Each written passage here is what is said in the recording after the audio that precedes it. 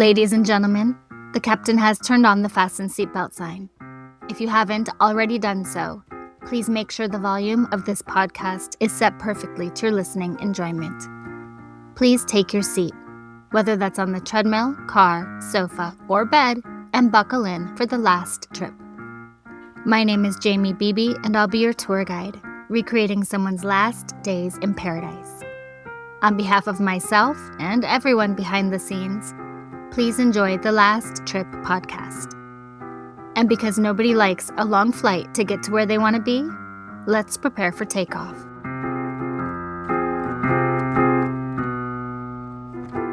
On January 2nd, 2018, 28-year-old Nathaly Salazar set out for what should have been just another adventure.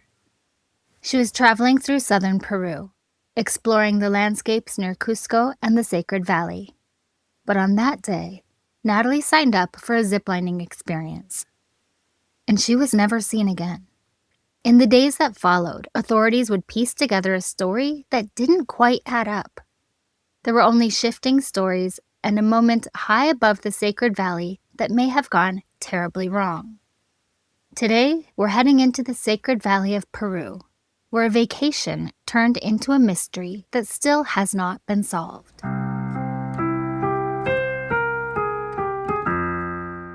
Nathaly disappeared in the Sacred Valley of Peru, a place that, honestly, has been sitting on my own bucket list for years. Along with Machu Picchu, it's one of those destinations that feels almost mythical. The kind of place you don't just visit, you experience. In fact, it's somewhere we've talked about going, maybe even for a honeymoon after the wedding. Although, realistically, after paying for even a small wedding, it might have to wait a little bit, because somehow even something simple ends up costing way more than you expect, or budget for. But when people think about Peru, they almost always think of Machu Picchu. And what a lot of people don't realize is that Machu Picchu and the Sacred Valley are not the same place. The Sacred Valley is a much larger region near Cusco. It stretches along the Urubamba River, filled with towns, farmland, and ancient Incan sites like Pisac, Ollantaytambo, and Moray. It's lower in altitude, greener, and more expansive.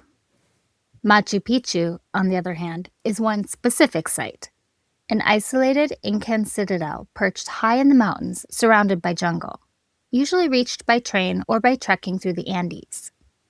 So when Nathaly was traveling, she wasn't at Machu Picchu. She was in the Sacred Valley, specifically near Moray and Maras salt mines, two sites about 30 miles northwest of Cusco that are often visited together. And these places don't feel like typical tourist stops. Moray especially doesn't even look real at first. From above, it's a series of perfectly carved circular terraces that sink into the earth like a giant spiral. It almost looks like an amphitheater, or something engineered far more recently than it actually was. But it's Incan. And what makes it even more fascinating is that it likely wasn't just for agriculture. It was experimental. Each level creates its own microclimate with slight variations in temperature, wind, and moisture. There's a strong belief that the Incas used moray to test how crops would grow in different conditions. So when you're standing there, looking down into those terraces, you're not just looking at ruins. You're looking at what might have been one of the earliest forms of agricultural science. And as a tourist, it feels quiet, open, still, almost eerie, but in a beautiful way. It's the kind of place where the silence makes you more aware of everything. And then, just a short drive away, everything shifts. Because the Maras salt mines feels completely different.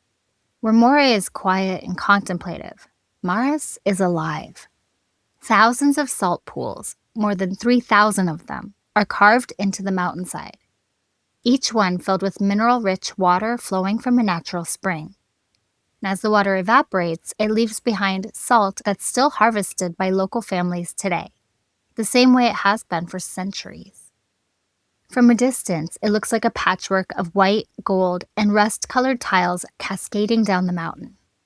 And when you get closer, you realize this isn't just something preserved for tourists. It's still working, still active, still part of everyday life. What makes Moray and Maras so striking is how different they feel from each other, and yet they exist in the same landscape. You can visit both in a single day, often in the same trip, and it feels like you're moving through completely different worlds. And it was here in this landscape, between these places, that Nathaly decided to try something new. She signed up for a zip line. The excursion she chose, known as Flight of the Condor, is designed to give you a completely different perspective of the Sacred Valley. Depending on the route, some lines stretch from about 150 meters to over 1,000 meters long.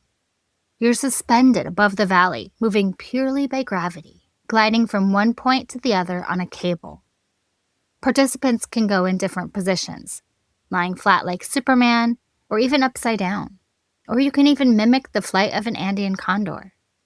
And that's not just branding. People actually report seeing condors while they're up there. Huge birds soaring through the same airspace, sometimes passing close enough to make the experience feel almost surreal. It's part thrill, part perspective shift, and part connection to the landscape. And on paper, ziplining is considered safe. Generally speaking, when it's run by reputable companies with trained guides, modern equipment, and proper safety protocols, the risk is low. Participants are outfitted with harnesses, helmets, gloves, and secured with carabiners. There are weight limits, usually around 220 pounds, and physical requirements to ensure safety. But that's the key word, when it's run properly. Because not every location has the same level of regulation. Not every company operates under strict oversight. And not every country tracks or publishes safety data the same way. So, safe can be relative. And I say that as someone who has actually done a zipline myself. I went on one in Bali, over the rice fields, which, if you know me, is kind of surprising, because I really don't like rides at all. But I try to push myself to do things at least once. And I actually liked it. It was short, very touristy, not nearly as dramatic as what Nathaly was doing. Mostly I just saw people walking around underneath me. But still, there's a moment when you step off that platform, you're suspended in the air, and you're trusting the equipment, the people, the system, to carry you safely to the other side.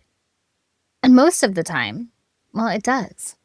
But standing in a place like the Sacred Valley, surrounded by that kind of vast, open terrain, that kind of history, that kind of scale, it's easy to understand why Nathaly would have said yes. Why she would have wanted to see it from above. Why she would have trusted that experience. Because in a place like that, everything feels a little bigger, a little more alive. And just for a moment, you get to be part of it. It makes you want to see more, do more, experience everything it has to offer. And to someone like Nathaly, that kind of place wasn't just a destination. She was there learning more about herself.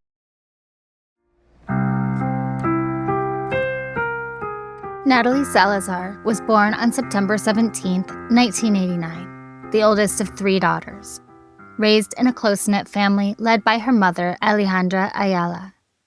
She was originally from Ecuador, but when Nathaly was 12 years old, her family made a life-changing move to Valencia, Spain. It was there that she grew up, shaped by 2 worlds at once: the roots of her family's Ecuadorian heritage and the rhythm of everyday life in Spain. And by all accounts, Nathaly was vibrant, energetic, restless in the way people often are when they feel the world is bigger than the place they're in. She studied physical education, something that suited her perfectly. She loved to move, to stay active, to challenge herself physically. She was athletic, outdoorsy, and drawn to experiences that pushed her beyond her limits. The kind of person who didn't just want to see a place, she wanted to feel it. In her 20s, Nathaly built a life in Valencia. She balanced school with work at a local marketplace, settling into a routine that, on the surface, looked stable. But for Nathaly, stability wasn't the end goal. She wasn't meant to stay in one place for too long. There was a curiosity in her, a pull toward something bigger. And by the second half of 2017, that pull turned into a plan. Nathaly decided she was going to backpack across South America. Not just visit, but cross through it, experience it fully, from one end to the other. It was ambitious, even by seasoned traveler standards. It was a massive undertaking. And South America is vast, unpredictable, and very different from the life Nathaly knew in Spain.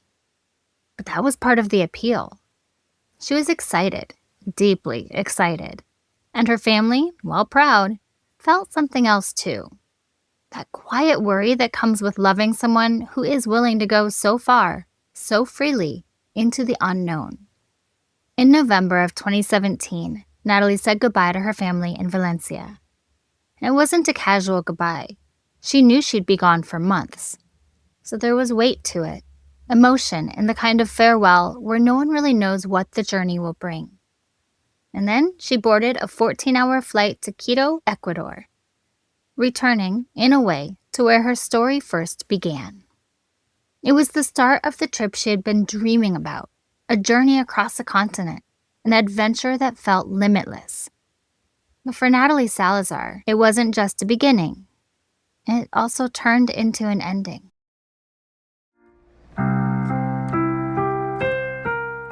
Nathaly's new year began exactly the way she had imagined it would. In motion, in freedom, in the middle of the world she had been dreaming about for months. By early 2018, she had already been traveling across South America for weeks. What had started as a plan back in Valencia had become something real, something lived in. She had settled into the rhythm of backpacking, of waking up somewhere new, and navigating unfamiliar places with confidence and curiosity.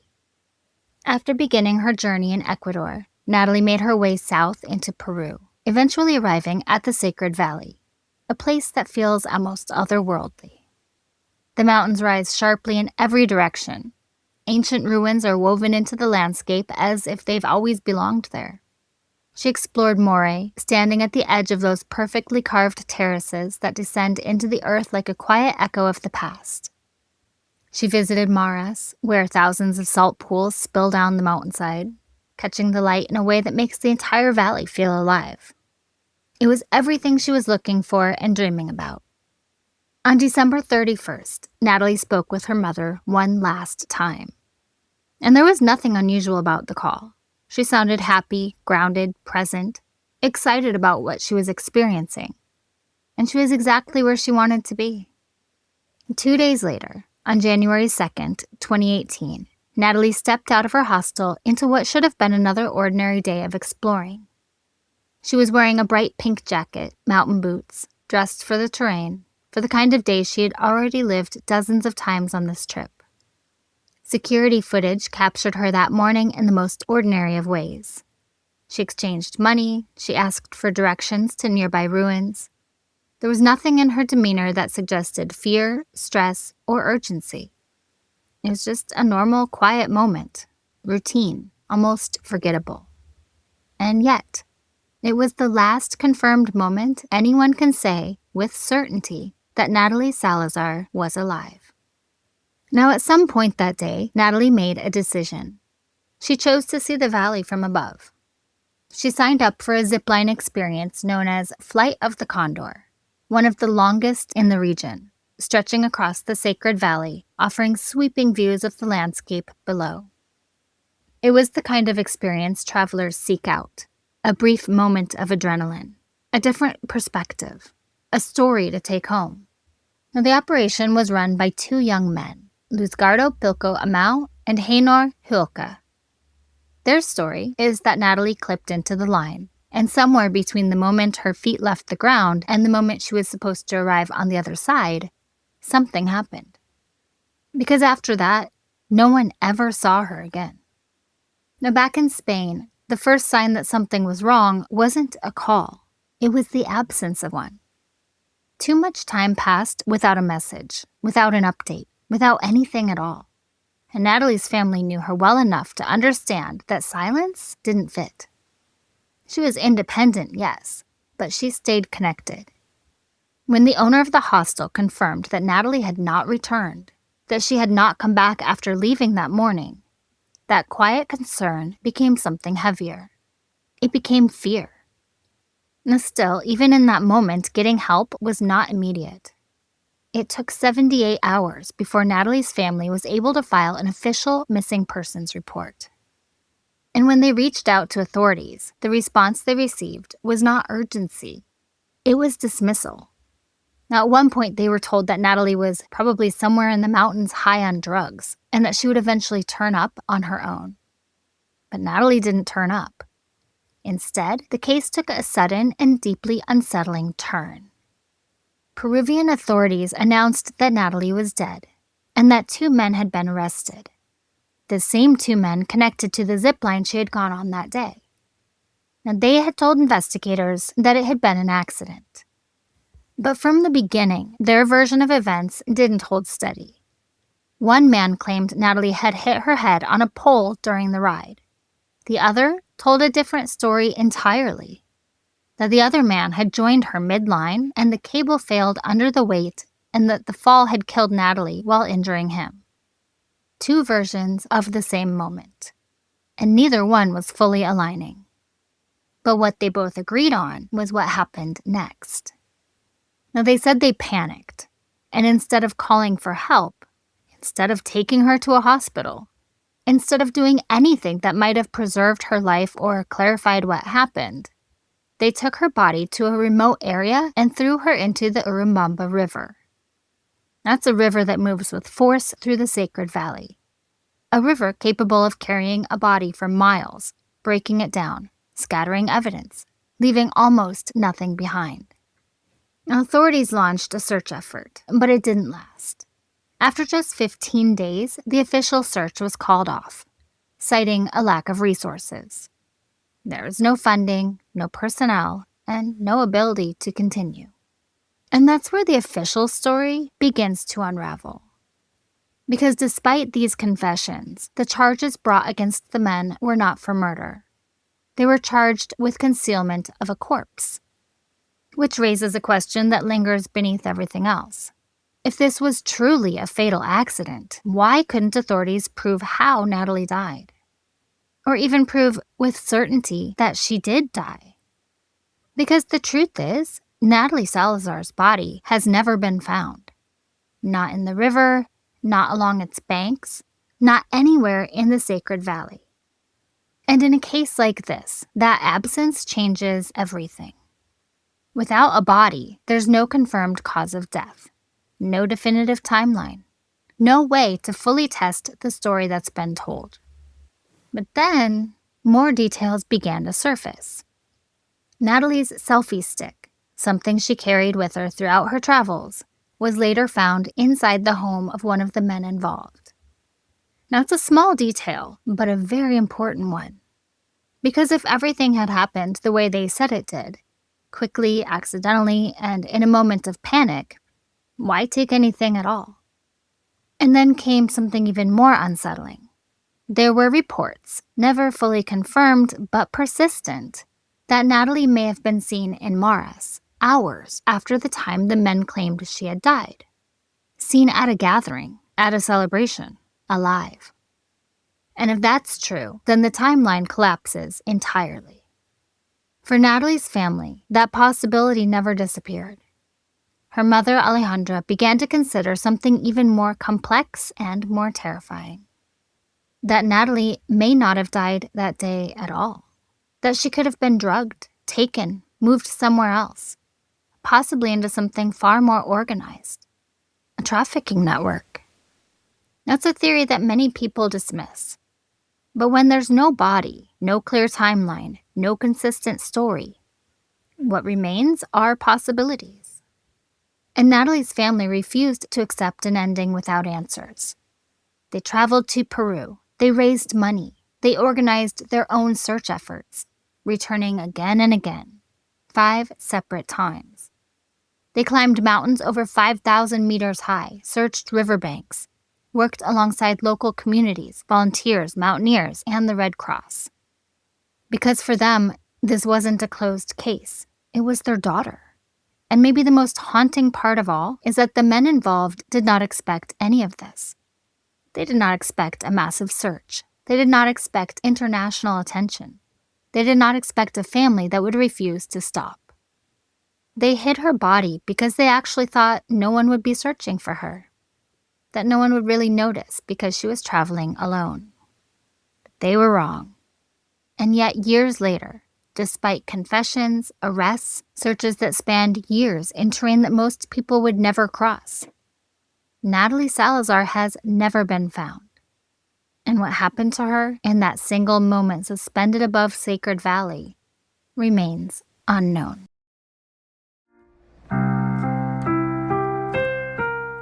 When you step back and really look at Nathaly Salazar's case, not just the headlines, not just the official version, but everything, it becomes clear pretty quickly that the entire story rests on one thing: the word of two men who say they know what happened. And that's a problem. Because the truth is, the people who are involved in something like this don't usually just come out and tell the full, honest story. Not in a clean, straightforward way. Not when there's something to lose. Stories get shaped, details get softened, and things get left out entirely. In this case, those two men, Uzgardo and Haynor, did talk, but they didn't agree. And when it came to the actual moment where Nathaly supposedly died, their stories didn't just differ slightly. They told two completely different versions of events.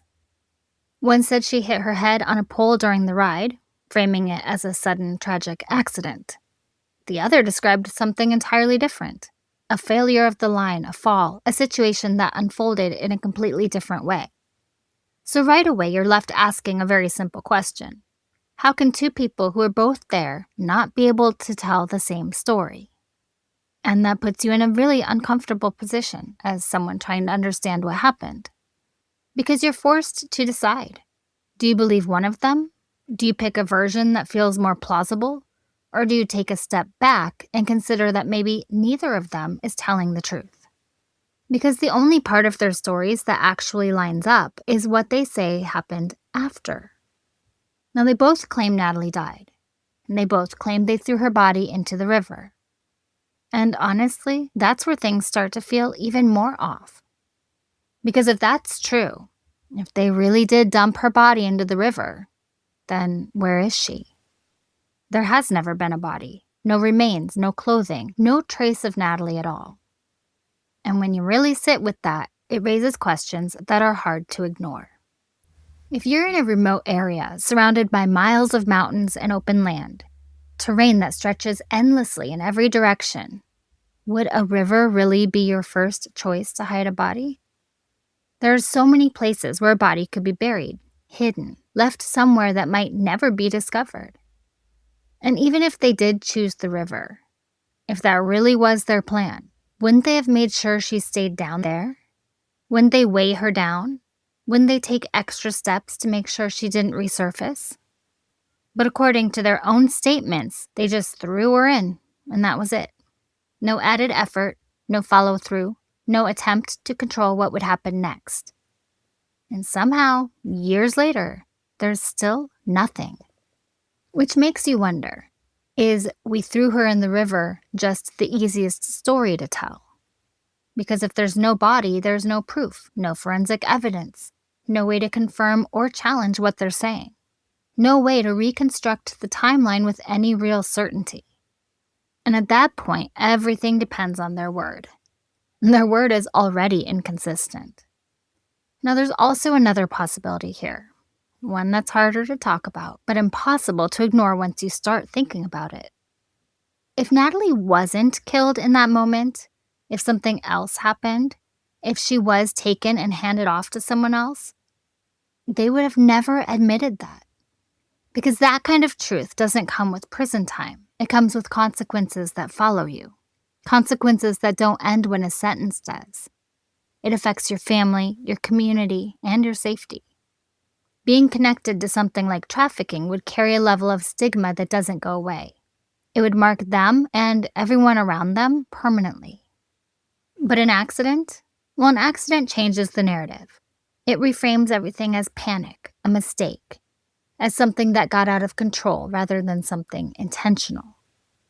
And if there was anything bigger going on, anything beyond what they admitted, then staying quiet wouldn't just be about avoiding legal consequences. It would be about survival. So then, you look at what actually happened to these two men. Heinor Hulke, the man who reportedly drove Nathaly to the zipline and acted as an instructor despite having no formal training, was sentenced to 11 years in prison. But even that sentence didn't fully play out the way you might expect. It was reduced. He received benefits for studying while incarcerated. He was able to shorten his time to 7 years and 8 months. And even with the conditions set by the judge, conditions that required him to reveal where Nathaly is and to pay compensation, he never fulfilled them. He never told anyone where she is. He never gave her family the one thing they've been asking for from the very beginning. And the other man, Luzgardo Pilco Amau, served almost his entire sentence, but not because of the seriousness of the crime. He remained in prison longer because he was caught using a cell phone. And that detail is unsettling. Because while he was in prison, he created a Facebook account. And from that account, he sent a friend request to Nathaly's sister, Tamara. Now just think about that for a second. Years after Nathaly disappeared, with no answers, no closure, one of the men connected to her case reaches out like that. And now he's free. Both of them are. And neither of them has ever said where Nathaly is. So her family is still left in this place, waiting, searching, holding on to whatever small thread might lead somewhere. But then somehow there was one last thread. Heinor Hulke has requested that his criminal record be expunged. Because he wants to move forward. He wants to continue studying. And he wants to become a police officer. No joke. But that request might be the only leverage left. Because Nathaly's family has asked prosecutors not to approve it unless he tells the truth. Unless he reveals what really happened. Unless he finally says where their daughter is. We're down to the last possible moment where something could still come out. The last chance for answers. Because after everything, the conflicting stories, the missing body, the years of searching with no resolution, this case does not feel finished. It feels like something is still being held back. And until that truth comes out, what happened to Nathaly Salazar is still unknown.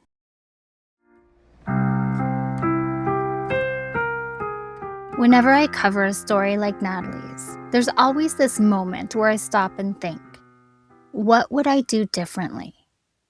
And not in a judgmental way, not in a she should have known way. But the truth is, Nathaly was doing exactly what so many of us dream about doing. Traveling, exploring, saying yes to new experiences. But her story does shift the way you look at certain choices. It makes you more aware of the small decisions that don't feel important in the moment, but can become everything later on. Especially in a place like Peru. Because traveling through Peru, and especially through the Sacred Valley, is incredible. It's one of those places that feels layered. You have history, culture, landscapes that don't feel real. But you also have long distances, rural areas, and varying levels of infrastructure depending on where you are. And that means you have to travel a little differently. If you're moving through the Sacred Valley, places like Moray or the Mars salt mines, you're often not in a city environment. You're in open terrain. You're relying on transportation, local guides, or tours. And sometimes those setups can be informal. So one of the biggest things I always come back to is this. Know exactly who you're with, especially who you're booking with. Not just, do they have good reviews, but who are they really? Are they licensed? Are they insured? Do they have consistent, verifiable reviews across multiple platforms? Do other travelers mention safety or just fun? Because excursions like ziplining are one of those things that feels universally safe, until they're not. Now, ziplining itself as an activity, like I said, is generally considered safe. But that safety depends entirely on the company running it. You want trained guides, proper equipment, clear safety briefings, weight checks, harness checks, backup systems. And if any of that feels rushed, unclear, or casual, well, that's your sign. Because when you step off that platform, you're putting your life literally into that system, and you should feel confident in it. Another thing that stands out in Nathaly's case is how independent she was, which is something I can relate to. I travel the same way. I don't always want to wait for other people. I don't want to miss experiences because no one else is available. But traveling solo, especially as a woman, does require a different level of awareness. And not fear, just awareness. If you're staying in hostels, which Nathaly was, hostels can be amazing. They're social, affordable, and honestly one of the best ways to meet people. But they also vary a lot. So I always think about, is it well reviewed specifically for safety, not just the vibe? Do they have 24-hour staff or security? Are there lockers, cameras, controlled access? And one of the biggest things, always tell someone your plan, even if it feels unnecessary, even if it feels like overkill. Let someone know where you're going, what time you expect to be back, and who you're going with. Because in Nathaly's case, the timeline only became clear after she didn't return. And time matters in situations like that. Now, the other thing is transportation. How are you getting to these excursions? Is it arranged through the hostel, through a verified company, or through someone you just met? Again, not saying you shouldn't trust people, but there's a difference between being open and being traceable. You want there to be a record, something that shows who you left with, where you were supposed to go, and who is responsible for getting you back. And then there's something that's harder to explain, but just as important. And that's your instincts. If something feels off, even slightly, that matters. If the energy changes, if something feels disorganized, if people are acting casually about safety, you can leave. I know, it can be awkward, even if you've already paid, even if you feel like you're overreacting. Because the cost of leaving is always less than the cost of staying in a situation that isn't right. And I think about that a lot with Nathaly.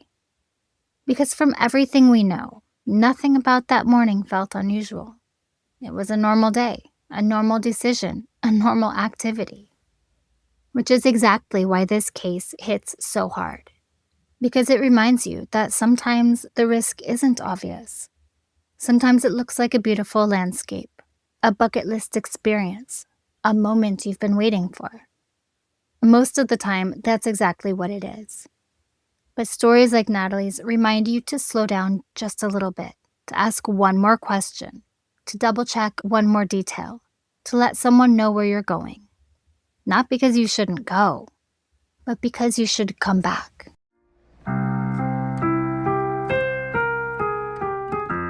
At the center of all this is a family that is still waiting for an answer, waiting for the truth, waiting to bring their daughter home.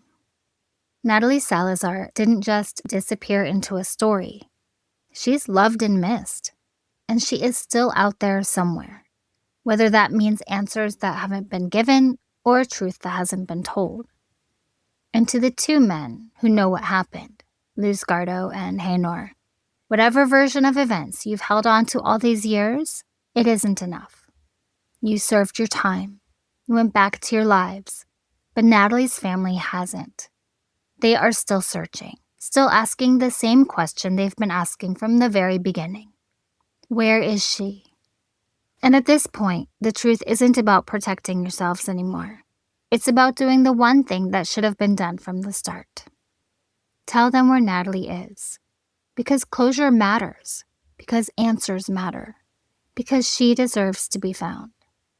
And until that happens, this story is not over.